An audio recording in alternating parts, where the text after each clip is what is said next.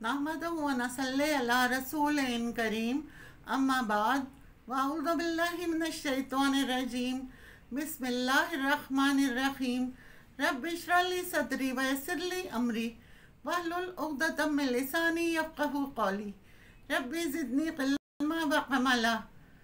Rabbi यस्सिर व ला तुअस्सिर व तम्मम bill खैर।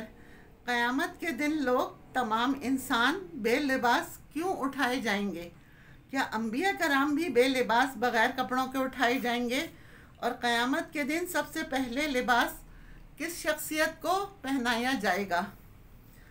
सरकार दो आलम रहमतुल लिल आलमीन जनाबुल अंबिया मोहम्मद मुस्तफ़ा सल्लल्लाहु अलैहि वसल्लम के साथ इस हवाले से क्या मामला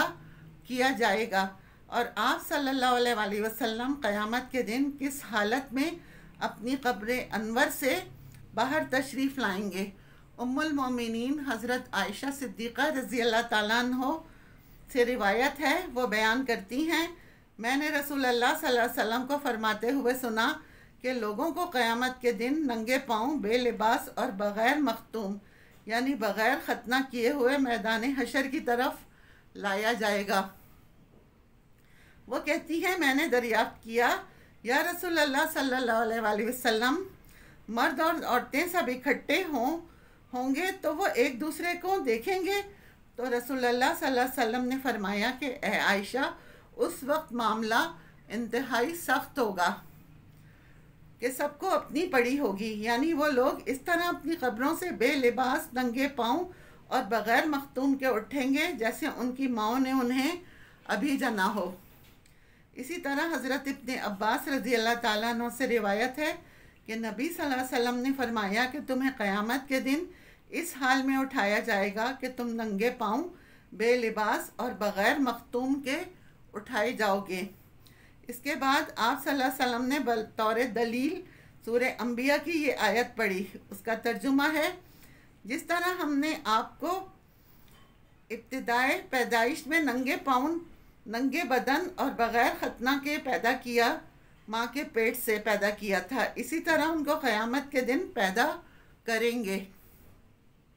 यानी क़ब्रों से दोबारा उठाएंगे। ये वादा है कि हम उनको दोबारा पैदा करेंगे, हम पर यह लाजिम है और यकीनन हमने जो वादा किया है उसको पूरा करने वाले हैं। फिर रसूल कायनात इमामुल अंबिया जनाब मोहम्मद मुस्तफ़ा सल्लल्लाहु अलैहि वसल्लम ने इरशाद फरमाया कि क़यामत के दिन उन लोगों में जिस शख्स को सबसे पहले लिबास पहनाया जाएगा वो मेरे जद्द अमजद इब्राहीम अलैहिस्सलाम हैं। फिर फरमाया, और उस वक्त जब लोगों को मैदान हशर से जन्नत और दोज़ख की तरफ ले जाया जाएगा, मैं देखूंगा कि मेरे कुछ सहाबा को बाएं हाथ की तरफ यानी दोज़ख की तरफ ले जा रहे हैं और मैं ये देखकर हैरत में उनको निजात दिलाने के लिए कहूँगा कि ये मेरे सहाबी हैं, उनको कहाँ लेकर जा रहे हो? तो अल्लाह ताला फरमाएंगे कि बेशक ये तुम्हारे सहाबी हैं, लेकिन हकीकत ये है जब तुम इनसे जुदा हुए तो ये दीन से मुनकिर हो गए, फिर गए, इसलिए इनको दोज़ख में ले जाया जा रहा है। मैं ये सुनकर वही कहूँगा जो बंदा सौलेह हज़रत ईसा अलैहिस्सलाम ने कहा था कि जब तक मैं इनके दरमियान रहा तो इनके हाल अहवाल से वाकिफ़ रहा। ये सब लोग बेखतना क्यों होंगे? इसमें इस तरफ इशारा है कि जब क़यामत के दिन मुर्दे अपनी अपनी कब्रों से उठेंगे तो इनके जिस्म और बदन के तमाम अज्जा को यकजा करके ये सारे मिल जाएंगे और पूरा जिस्म इस तरह हो जाएगा जैसा दुनिया में था। ये हकीकत अल्लाह ताला के कमाल और कायनात के एक एक इल्म और जुज़ो कुल की हकीकत होने की दलील है, बल्कि अशिया मुमकिनात के ताल्लुक़ से उसकी कुदरत कामिल की लामतानाही वसअतों की भी ये अलामत है। सबसे पहले जिस शख्स को लिबास पहनाया जाएगा वो हज़रत इब्राहीम अलैहिस्सलाम हैं। सवाल ये पैदा होता है कि क्या हज़रत इब्राहीम अलैहिस्सलाम को इमामुल अंबिया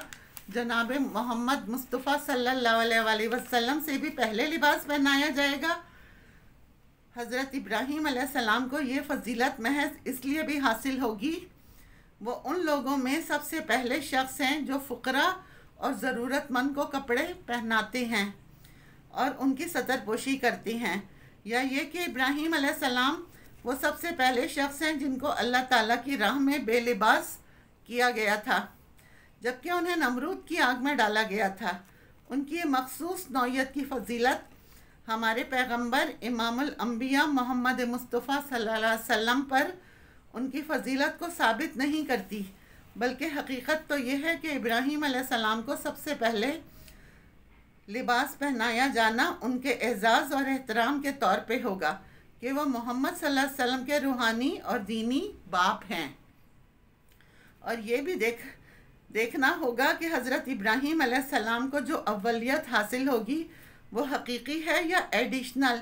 यानी इजाफ़ी है। बज़ाहिर ये मालूम होता है कि उनकी अव्वलियत हकीकी नहीं है बल्कि इजाफ़ी है, यानी उनको मोहम्मद सल्लल्लाहु अलैहि वसल्लम के अलावा बाकी तमाम लोगों में सबसे पहले लिबास पहनाया जाएगा। इसकी तायीद इस रिवाज से होती है जिसमें यह नकल किया गया है कि मोहम्मद सल्लल्लाहु अलैहि वसल्लम को जिन कपड़ों में दफन किया गया है, आप क़यामत के दिन इन्हीं कपड़ों में उठकर मैदान हशर में आएंगे। जामिया सगीर में अबू हुरैरा रज़ी अल्लाह ताला अन्हो से तिरमिज़ी की ये रिवायत नकल की गई है कि मोहम्मद सल्लल्लाहु अलैहि वसल्लम ने फरमाया कि क़यामत के दिन उनसे पहले सबसे पहले मैं ज़मीन से फटकर उठूँगा और जन्नत का लिबास पहनूँगा, फिर अर्श के दाएं जानिब खड़ा होऊंगा और उस जगह मखलूक़ात में मेरे अलावा किसी और को खड़ा होना नसीब ना होगा। मैं वही कहूँगा जो बंदा साले ईसा अलैहिस्सलाम ने कहा था कि ए परवरदिगार, मेरी उम्मत के ये दुनिया के वो लोग हैं जो मेरी मौजूदगी के दरमियान ईमान और अमल की सीधी राह पर गामजन थे और मैं इनका निगहबान था, लेकिन जब मैं दुनिया से उठ गया इन्होंने अपने नफ्स और शैतान के फरेब में मुब्तला होकर गुमराही को इख्तियार कर लिया। मेरे मौला, अब इनका मामला तेरे ऊपर मौकूफ़ है। तेरी अदल व इंसाफ की बारगाह इनके बारे में जो फ़ैसला करे वो मुझे कबूल है और सरासर अल्लाह का फ़ैसला आदिलाना और मुनसफ़ाना होगा। मोहम्मद सल्लल्लाहु अलैहि वसल्लम ने अपनी इस बात को वाज़े करने के लिए हज़रत ईसा अलैहिस्सलाम के ताल्लुक़ से कुरान करीम की जो आयत पढ़ी उसका तर्जुमा है, यानी क़यामत के दिन जब अल्लाह ताला नसारा को सुनाने और उनको शर्मिंदा करने के लिए ईसा अलैहिस्सलाम से फरमाएगा कि क्या तुमने अपनी कौम को अक़ीदा सलीस यानी 3 अल्लाह मानने की तलक़ीन की थी, तो हज़रत ईसा अलैहिस्सलाम अपनी बिर्रत का इजहार करेंगे। वो कहेंगे कि ए परवरदिगार, मैंने तो उन्हें सिर्फ तेरी बंदगी यानी एक अल्लाह की बंदगी की तलक़ीन की थी और जब तक मैं उनके दरमियान में मौजूद रहा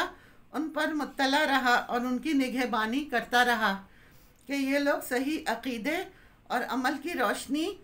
से कहीं दूर ना जा सकें। लेकिन जब मैं आपके हुक्म पर इस दुनिया से उठा लिया गया तो उनके ऊपर से फिर मेरी निगहबानी ख़त्म हो गई, तो फिर सिर्फ आप उनके हाल और अहवाल से वाकिफ़ रहे। या अल्लाह, अब आप हर चीज़ की पूरी वाक़फ़ियत रखते हैं और अगर अब उनकी बदअक़ीदगी